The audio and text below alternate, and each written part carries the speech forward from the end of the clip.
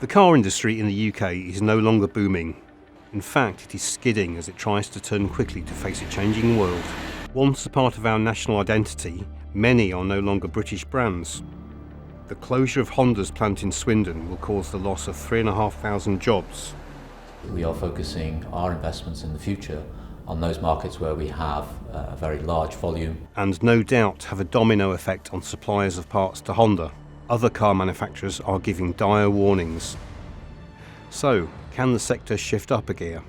The UK car industry has suffered major upheavals in the past. It came out not only surviving, but strong and prosperous. The 1970s was a decade of decline.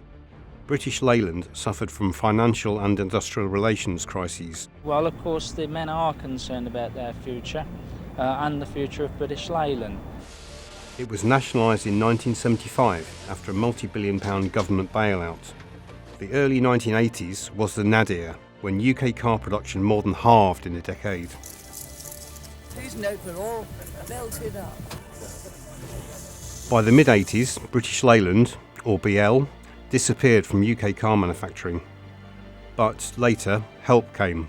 Margaret Thatcher championed the UK as a place to manufacture cars. This was especially appealing to Japanese car makers looking for access to European markets. Finally, green shoots started appearing. As long as we produce the cars and sell them, I don't care whether it's British Leyland or whether it's British Leyland and Honda combined. Sunderland factory make Bluebirds even better than Tokyo. In 1986, Nissan opened a new plant in Sunderland. It was the first Japanese car maker to set up production in Europe.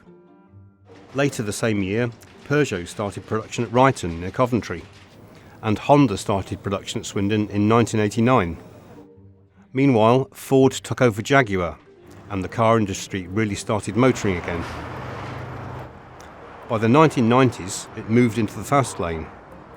Toyota opened a new plant near Derby, and Ford made its hugely popular Fiesta at Dagenham. But the 2000s were more challenging. MG and Rover were sold to the Phoenix Consortium, and 5 years later the Rover Group went into administration. Jaguar Land Rover was sold to Indian group Tata Motors, but plunged into financial problems within months. Now, the car industry is experiencing massive change.